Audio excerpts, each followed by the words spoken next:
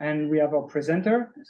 So Jean-Michel, who was scheduled this morning for the good part, is now scheduled for the bad part, but probably has some I'm going nice... to talk about good things. Okay. Floor is yours. Okay, thanks. Can everybody hear me online? Yes, no? Is there someone online? Yes, we hear you well. Yeah, okay. So, thanks everybody for staying after lunch and not falling asleep yet. So, I'm going to talk to you about leveraging MLIR for GPU computations and more specifically for Stencil. So, this is work I did a few years ago when I was at ETH Zurich, which you can see here on their wonderful template. It was work which was done with many people, including 3 Tobiases. There's a notable mention here. So first, a few things about me. I'm a PhD student here at University of Rennes in the ERISA laboratory. I work on high-level synthesis of instruction set processors. And before all that, I was at INS Rennes, ETH Zurich, for the work I'm going to present, and University of Murcia. I'm really interested in compilers and computer architecture, most things related to MLIR, be it middle end, back end, sometimes front end stuff. And I maintain this thing called the MLIR standalone template, which is something we can discuss offline about, which can help you bring your own MLIR projects to reality. And this is my website if you want to go and check out. So, back to 2019. 2019 was the year MLIR was first announced. If I remember correctly, it was in April at URLVM. It was released then, it was actually announced in February. But, Oh, yeah, okay. So 2019 was a very interesting year for MLIR. It was its birth year. And so I was a master's student and I was looking for an internship. And someone pointed me to ETH Zurich saying, hey, there is someone here doing compiler stuff. Maybe you could be interested. So I went there and I found out they were starting a project that was going to be around this new experimental thing called MLIR that no one had heard about, or at least very little, and very little was known about this. And very quickly, we figured out a project on which we could work, which was based around climate modeling. So Christian talked a little bit about this this morning, or this, beginning of afternoon. And so we also went on this route to try to use MLIR to accelerate climate modeling.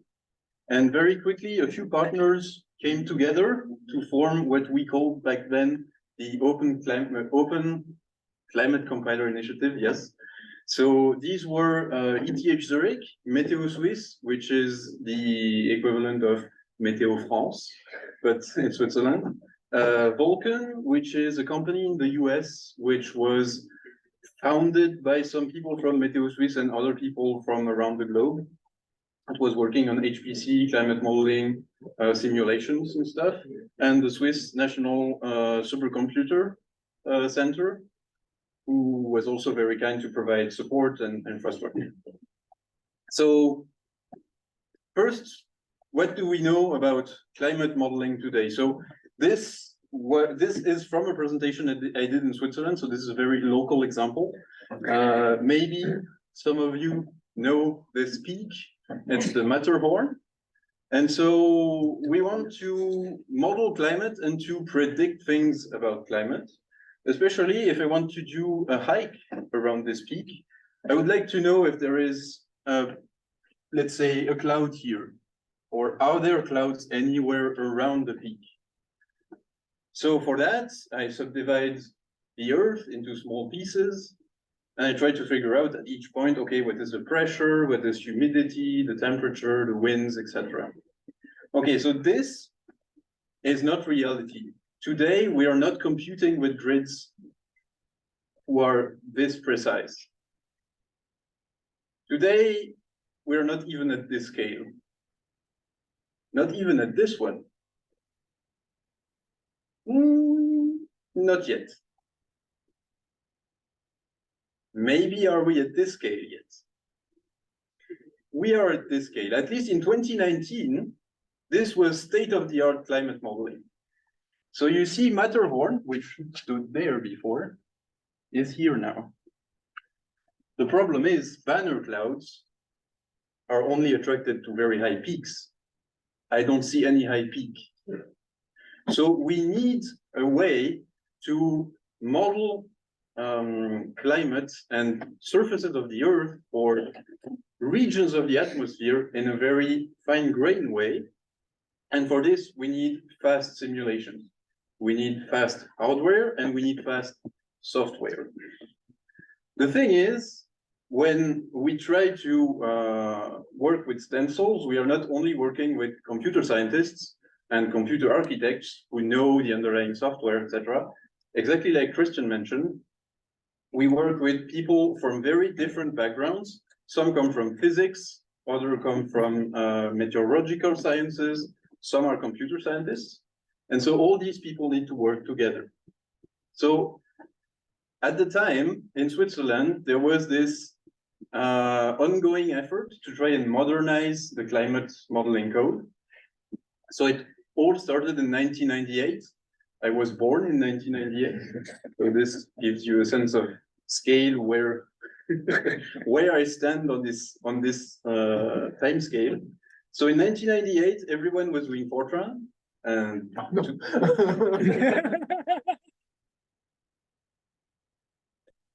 at least people doing climate modeling were mostly writing Fortran code for the simulation. It was optimized for vector machines. And so in 2010, there was a project called Stella. Stella was a DSL which was embedded in C++ and allowed people to write stencils for climate modeling directly in C++. And it had lots of interoperability perspectives for GPU, CPU, etc. So it brought a little bit of performance and portability to the different stencils that were written at the time, and it could be run on different kinds of machines than the old Cray vector machines. In 2015, there was the first GPU climate model that was run at the Swiss Meteo Center. And in 2017, a group of people, mostly software engineers and physicists, had developed a tool called Dawn and a thing called GT-Clang, which, as the name implies, has nothing to do with Clang or only a little bit. So this was a domain-specific compiler, which was aimed at being front-end language agnostic and had very powerful analysis passes and transformation passes. And it was aimed at productivity.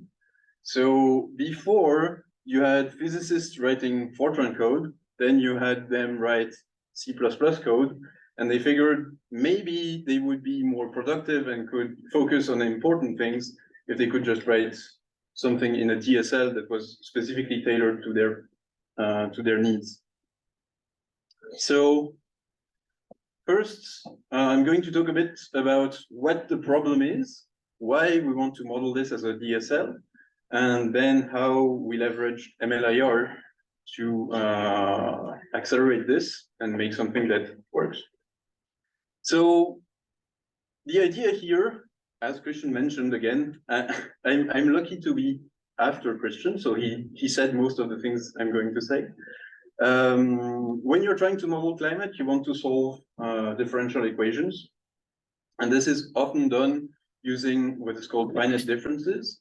And so finite differences are operations on a structured grid that compute values at given points depending on neighbors, right? So here is a very, very simple example, which computes. So you have a grid of values as an input, and you want a grid of values as an output. You just take values of given points, add them together, multiply by constants, etc., and you obtain the output result, right? So this is the basis of all climate modeling, right? It's just grids with operators that sweep through the entire grid, getting data from different locations and computing new values for pressure, wind, humidity, etc. Okay? Right, so algorithmically, what do we see here? We have two different motifs. The first one is we can operate completely on a horizontal layer of the atmosphere to compute something.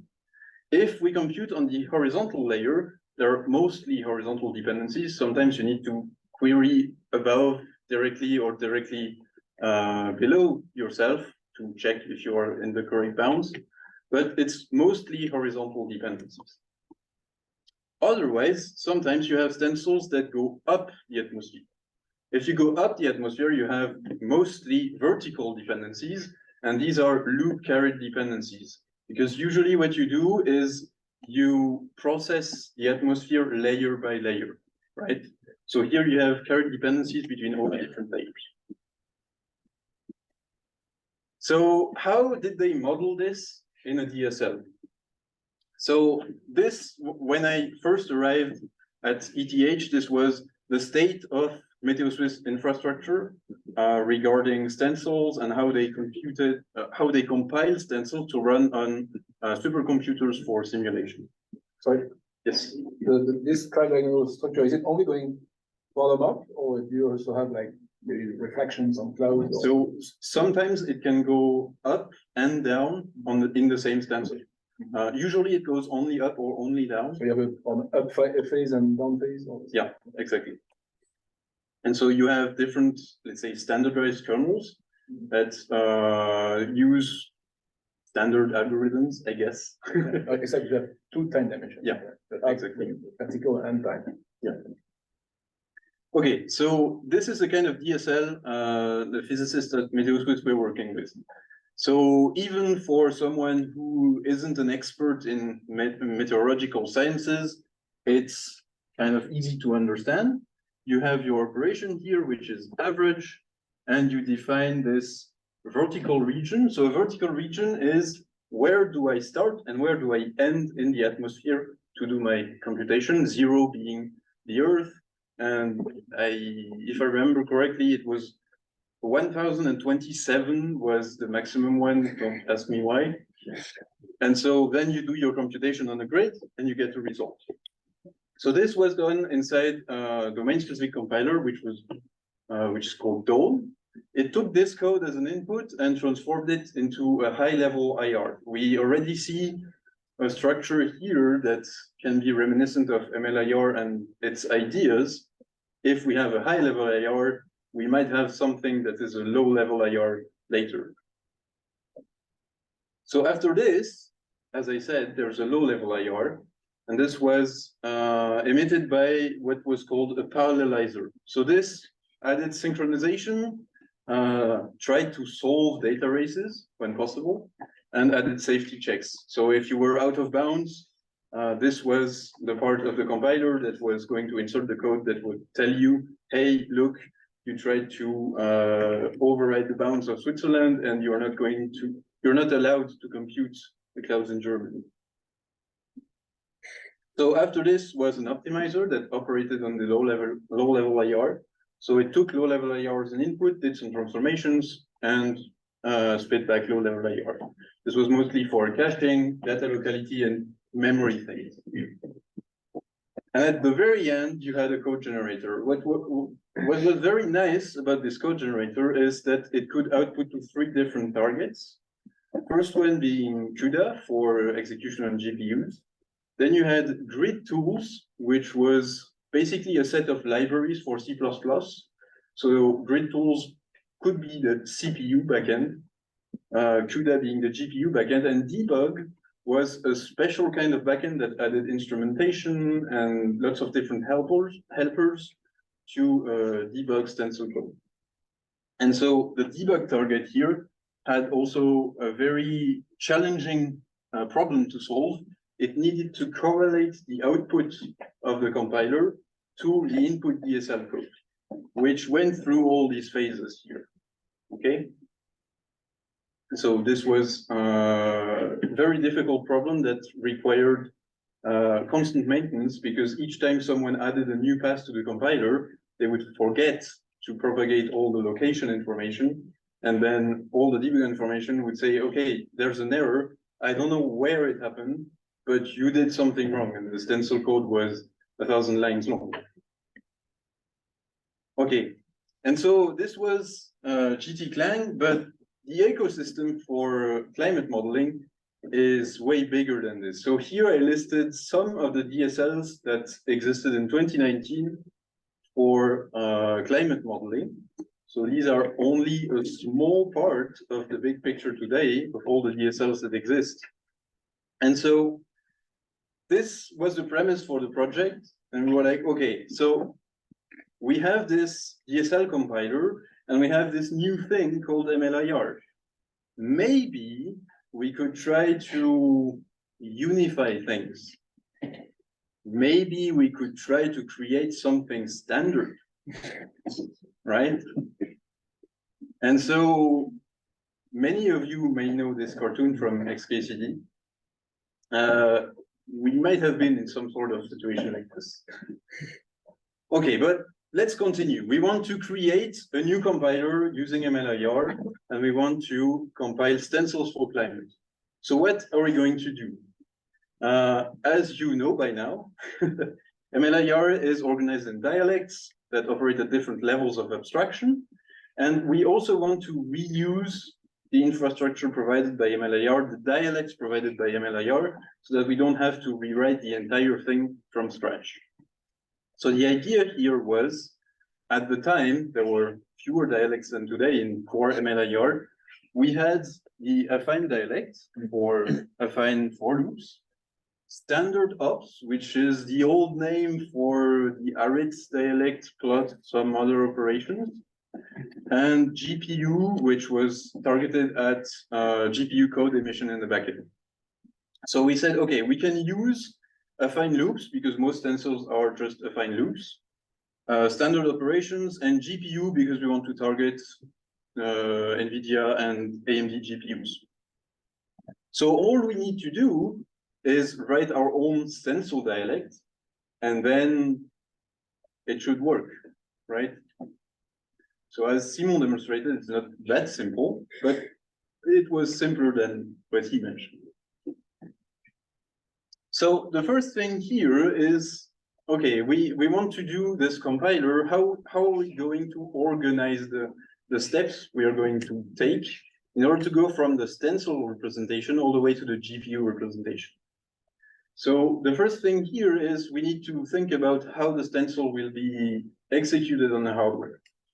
Usually we think of this in 3 dimensions. We have the sequential loop, which is the loop over the layers of the atmosphere. And then here we have parallel iterations on the J-axis. So all of these are run concurrently. And we have vectorization, which means that sometimes in stencils, or very often, we can use vector instructions to execute multiple operations at the same time. So imagine all of this is executing in parallel. So this is a thread, this is a thread, this is a thread, this is a thread. And we are doing batches of 4 at a time in each thread. So this one does this one, etc. So this is what we want to represent. For this, we're going to need a few transformations from the DSL all the way down to the GPU representation. The first one being loop transformations, so mostly loop shifting and loop fusion. We also need tiling because we want to support, we want to use memory efficiently, which was already done by the DOM compiler. And we also want loop tiling and stencil inlining. These are operations I will go, I will discuss in more detail. Okay, so stencil inlining, what do we mean by this? So for those of you who have done a bit of compiler work, or at least have followed the compiler course, you should know what inlining is. Here, inlining follows exactly the same principle. So imagine you have your stencil, which is divided in two different loops. You are doing a first loop where you accumulate value, and then you do a second loop where you accumulate again and you write your output. Okay, so here is the computation pattern for the first loop, computation pattern for the second loop. All of these here access memory. And because this is running on a system where you don't know which parts of memory are going to be touched by other stencils that may be computing other things, you need to access memory each time. But if you can determine that maybe you don't have other accesses to your memory, maybe you can fuse some things. You can inline the first computation into the second one, and then you have only one. Yes. That's more loop fusion than loop inlining. So in this case, it looks like loop fusion. Yes. But imagine this as being one stencil written by someone. This is one stencil written by someone else. And so we call this stencil inlining because you take the stencil written by a person and you inline it into the implementation of the second. It's more substitute by definition. Yeah, substitute by definition. Yeah. One substitution was the older name. Yeah. Okay. So this is an example of a transformation. Obviously, there are all the other transformations that were implemented by the DOM compiler that we also need to take into account. Okay. So if you followed me up to here, we have a DSL compiler that is working, but that doesn't use MLIR. And we want to use MLIR because it's the shiny new thing. Was it the only reason? No, it wasn't the only reason. But let's say, for the sake of time, that this is the only reason. And so we have lots of different transformation passes that already exist in this infrastructure, and we want to port them.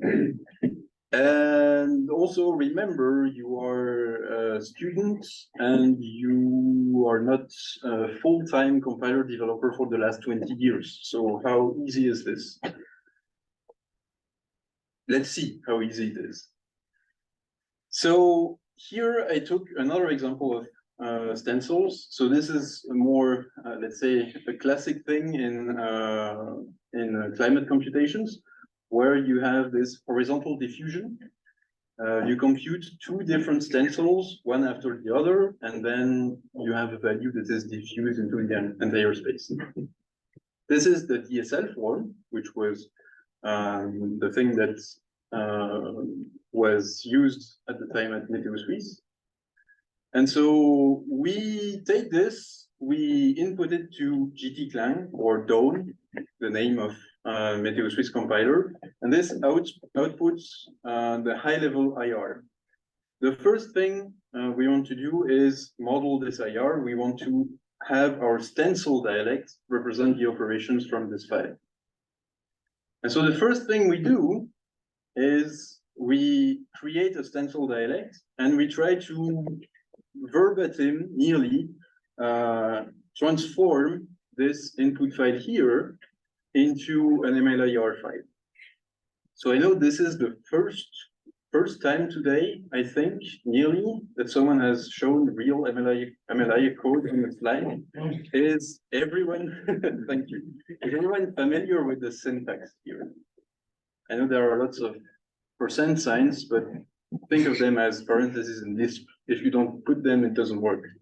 It's not properly right. Okay, everybody is familiar. Okay, so here we have our stencil operations. So stencil, name of the dialect, followed by the operation that we have. What we did is, let's say, the most naive approach. You don't know what is available inside of MLIR. So for example, here you see multiplication could have been an operation that already exists. We just said, okay, let's implement all the things that Météo Suisse implemented into their own compiler, into their own intermediate representation, put that into a dialect. So it was a very syntactical transformation at first. And we thought about DIR a little bit, and we said, okay, we need the minimal subset of operations to represent all the input DSL code. And we ended up with something that looks like this. So mostly we had, so here this is annotated as a stencil function, because if you remember, this was a stencil function here. And here you don't have the annotation, so this means this is the proper main stencil.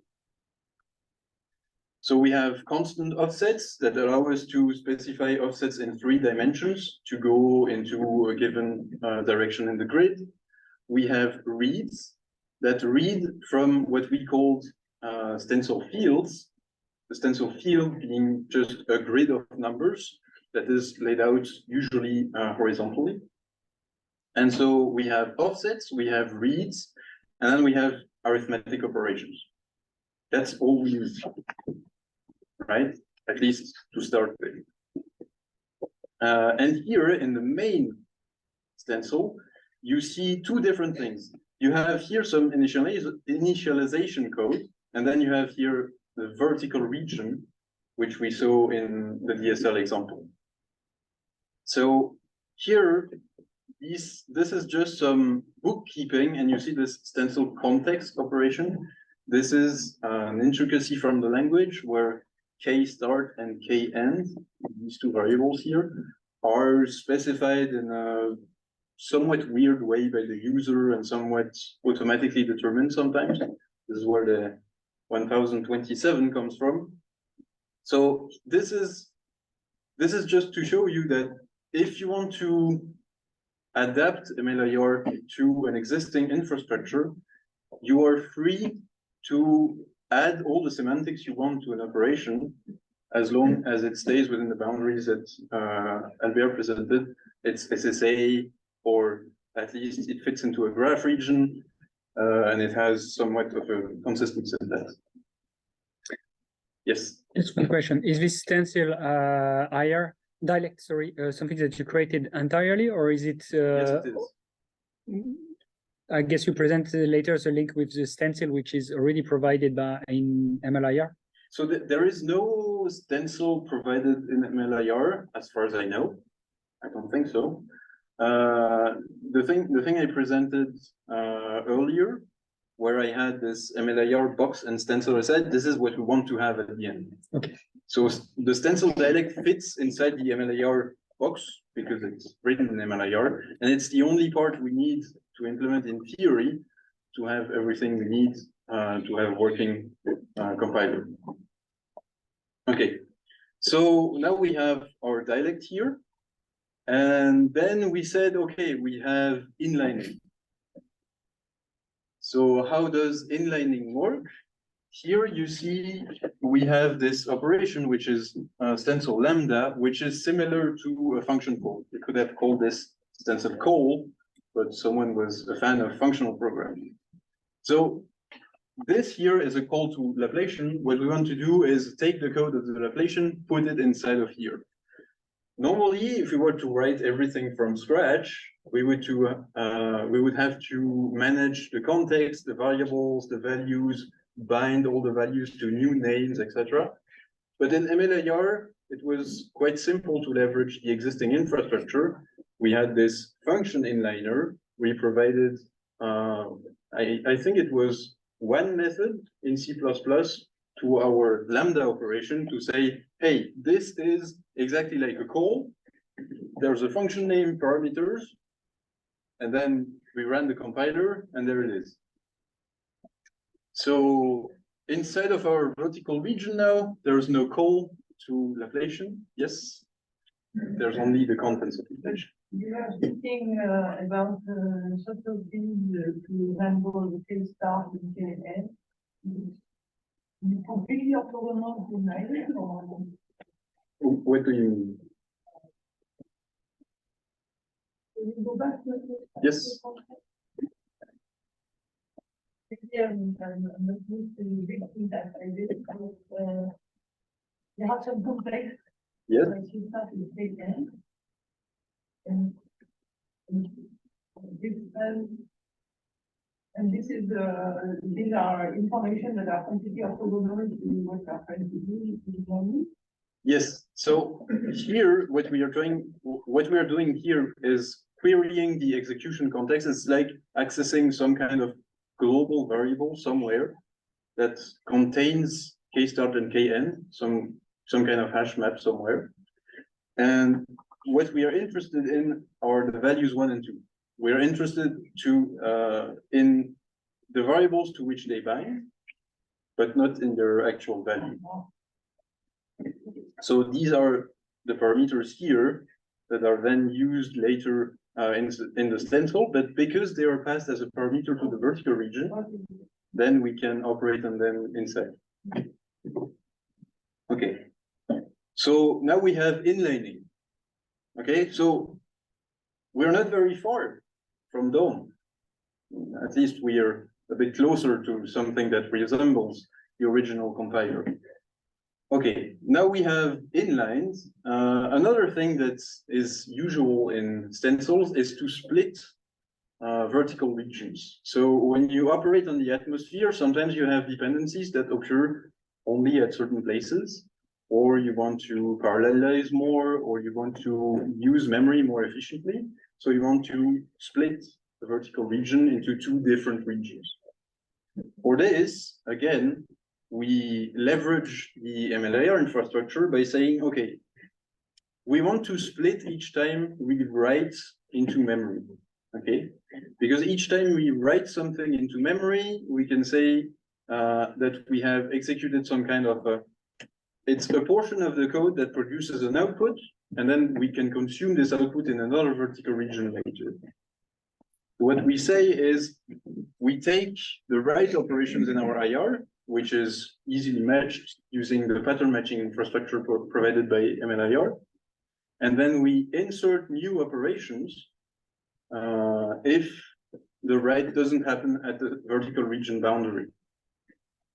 And so here, after transformation, you see that the 2 writes that were here now appear at the end of their own vertical regions, right?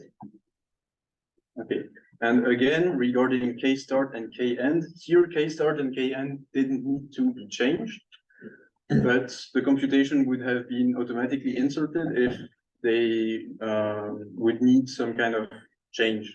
So if this would apply only to a subset of the initial vertical region, then the 2 values would have been recomputed and passed as the correct values into the new vertical region. Okay, so now we have vertical region, but we are still inside of the stencil dialect. These were domain-specific optimizations, because as Christian mentioned, or was it Christian? Yes, I think maybe. Yes, Christian mentioned the fact that sometimes you want to operate with domain knowledge, but you don't care yet about the underlying architecture or the details of the implementation. So here we leverage the MLIR infrastructure to implement domain-specific transformations quite easily. Now what we want to do is we want to go to the actual core MLIR and then to code generation later. To go to core MLIR, we leverage the lowering infrastructure. So lowering in MLIR is this operation where you take one dialect and you transform parts of it or all of it to a new dialect that is usually at a lower level of abstraction than the previous one. So here what we did is we define a new transformation path that says, okay, stencil operations are what's called illegal in MLIR. And we say we want to replace all these operations. First time, we just create this path. We don't do anything. And we say, okay, maybe MLIR is magic and it knows how to convert stencils to other things. But unfortunately, the compiler yells at us and says, hey, I don't know how to convert stencil read or stencil constant offset. So, okay, I'm an intern, so I do the dirty work. I just go through all the compiler errors and I implement a function to convert each of my operations. Notice that I mentioned it in the beginning, we wanted the smallest number of operations possible. So in the end, I just implemented 10 or 12 functions. So I say dirty work, but didn't take very long. So after some debugging, we end up with affine loops.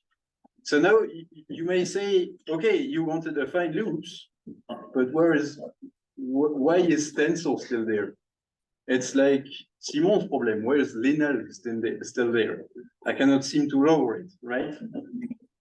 So this is actually a choice we make. So MLIR allows us to mix and match different dialects and to make them coexist into the same file. And here, what we wanted to do is we want to lower the vertical regions and the operations that perform iteration on the stencils, but the other ones we wanted to keep for later. So in MLIR, we can do this. We can easily lower only parts of our dialect. And then the other things can be handled by later stages. Okay, so we went from 2 vertical regions here to 3 nested loops. Yes, that's it. So the first one is, I think I'm skipping. Yeah, it's only for 1 vertical region here. So here I have, oops. Here I have the k-axis, I-axis, j-axis, and then I do the computations that were on the smallest vertical region on the previous slide. This one here. Okay, now I have affine loops. I'm nearly there. Now I want to generate code. So what they used to do at Meteo Suisse is they wanted to see C code, because C code is reassuring. When you see C code, you know what you are going to execute. I'm quoting here. Okay, so they wanted to see C code. At the time, there wasn't such a dialect as emit C in MLIR. There wasn't anything that was designed to emit some kind of C or some kind of human readable, non-percent ill programming language. So what we did is, okay, so we just create a new dialect, right? So we wrote a small prototype for a C dialect. The C dialect looks very much like what you could find today in structured control flow, so SCF. So you don't have to do all of this if you want to use MLIR today to achieve something similar. So notice here, the affine fors have been converted to C for loops. We also have a C add I, sorry.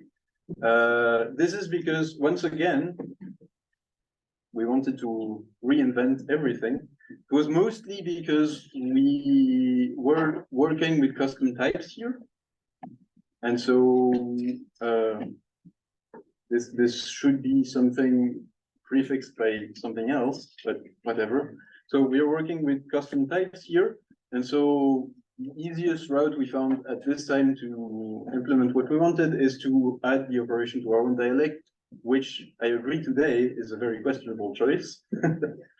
So our C dialect is basically just for loops and void pointers. Yeah, that's it. And so after this, final step is to generate C++ code. So here we have a file that mixes a lot of different dialects, and let's say is mostly all of them are the same level of abstraction. And now we want to generate code. To do this, it's a syntactic transformation mostly. So we write something that traverses all the IR and that emits a string based on the type of operation, the operands, etc. And so once again, this is a fairly straightforward path to write. And then we obtain code that looks like this. So this is compiler generated C code, so you cannot really read the variable names as, I mean, you can read them, but let's try to follow what it does. It's a bit complicated, yes. Oh, okay.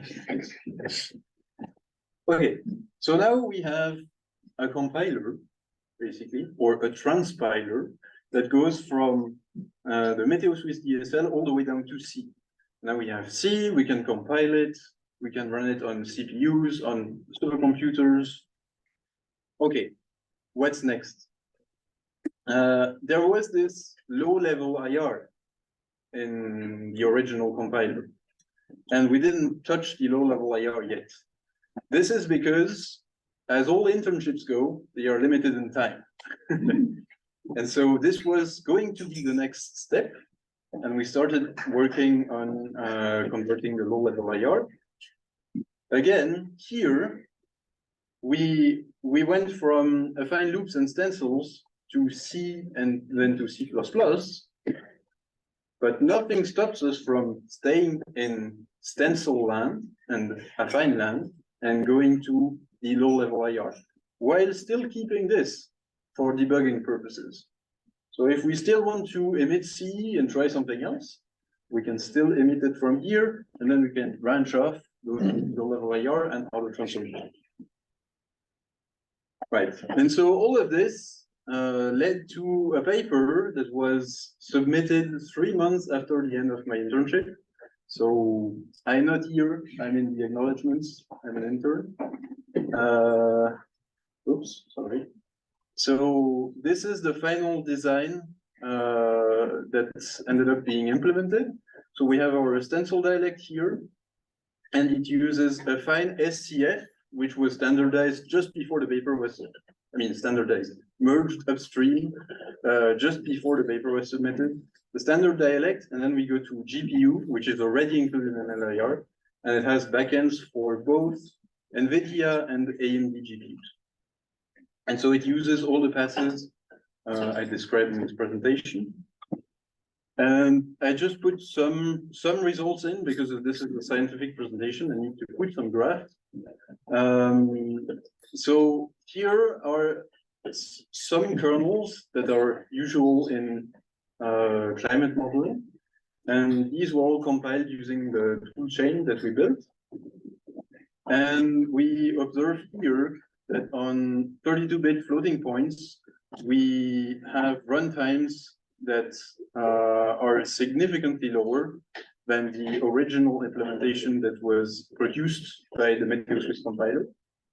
So, I mean, we already gained a few things on this side by using all the infrastructure provided by MLIR. We didn't have to think about other optimization passes that we could use, but that would have been very slow to write by hand. So here, for example, you see unrolling. We didn't write unrolling. We just passed -- loop unroll to our tool, and it leveraged the existing infrastructure to unroll all the affine loops. And this is why we can achieve such speedups here. It's not because we are fundamentally doing something better than before. It's because we can leverage existing optimizations that were designed from the ground up sometimes, and usually ported from other compilers that work in a generic manner, or at least in on a broad spectrum of IRs that are already available in MLIR. So again, there is a good speed up here on float 64, and I'm going to go over this. Okay, so this was mostly an experience report on how it is to really use MLIR in the field. So remember, this was all done when MLIR was less than a month old. So it's better now. Now we have better documentation. At this point in time, we didn't even have the nice MLIR website with all listed operations. You had to go into the C++ code and dig up all the things. But it works. And this was in the time frame of an internship that lasted from May 2019 to December 2019. So if my math is correct, this is 9 months. No, I'm not correct. It is 7 months. Yeah, so in 7 months, we managed to port an existing compiler from Meteor Suisse to a new implementation. And this new implementation, thanks to all the existing infrastructure in MLIR, performs even better than the old one. So don't hesitate. You too can try and write your own compiler in MLIR. Thanks.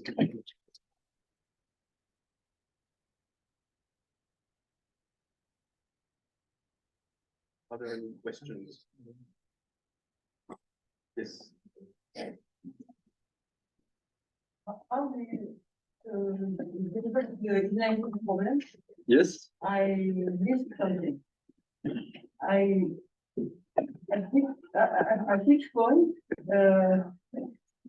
if you get enough confidence that this MLIR inlining functionality was the one you needed and was correct, and Okay. Yeah. doing the work that you wanted to do.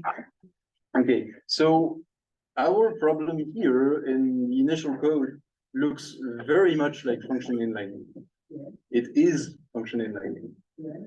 And so what we thought that to do first is maybe we could write our own inlining pass so that we are sure that we have all the things we need.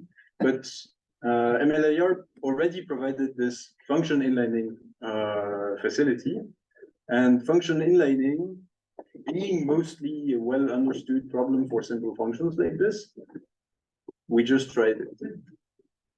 It tried and it worked. We tried and it worked. So if you come to the non-inlining version, it means that in your head, stencil dot vertical region is a Yes. function. Is a function. Sorry, it's the direction. Stencil lambda Laplacian is. Yeah, so Laplacian here is a stencil function. Yes. Because, I mean, this is part of the specification from the initial DSL. Stencil function is a function that you can call. Okay. And it operates on the same abstractions as regular stencils. So this is why it's not just a regular function.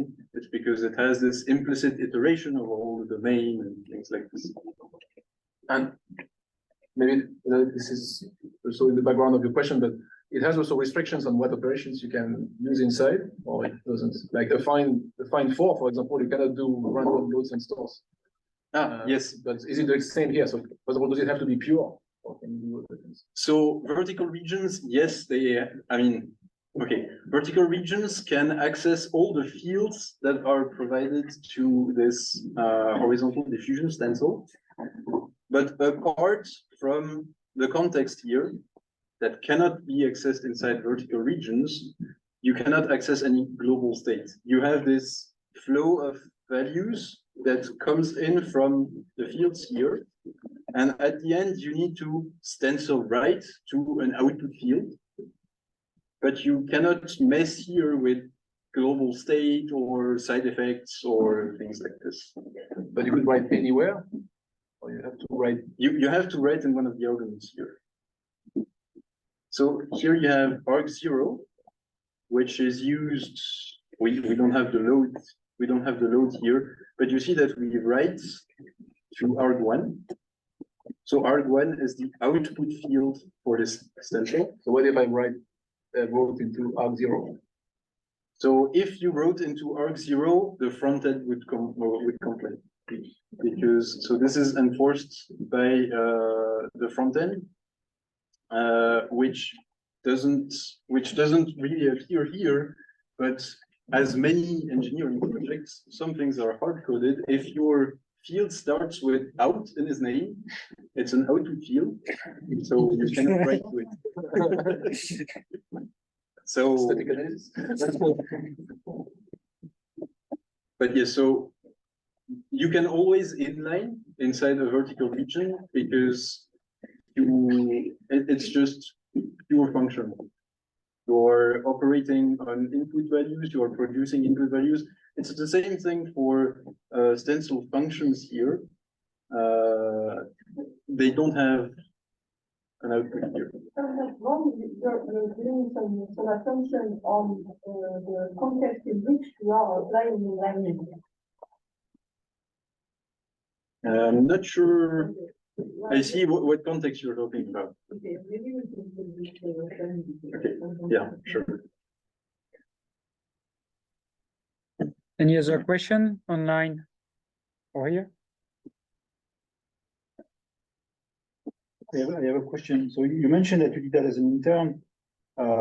How much interaction did you have with Tobias? Because I understand, if I understand correctly, well, Yes, there were any of three. those Tobias. The Tobiases. So the Tobiases, there was Tobias Wiki, which was working at Vulkan and Meteo Suisse. So it's Tobias Rosser was actually already involved in MLIR design, right? So No? he wasn't, no. Who was involved in MLIR design? In your- No one in the team. I mean, there were people from Google with which we had conversations. Like we had Albert, Alex Zinenko. We had Alex and Stefan on the Stefan. photo list, and I'm sure they did less than you did. But I mean, Alex did a lot of infrastructure stuff that makes it Yeah. possible. So The paper itself? these people, except for Stefan, who will write later, I guess, were orbiting around the project at various stages. And so we had interactions with all of them.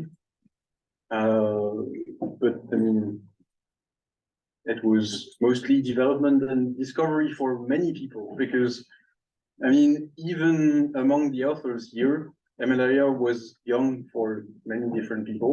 And if you look at Tobias Easy, who is now at Google. No, he left. Oh, okay. Who went to Google and then is not there yet, not there anymore. In the beginning, he didn't know anything about it. So you had informal support from people at Yeah. Google.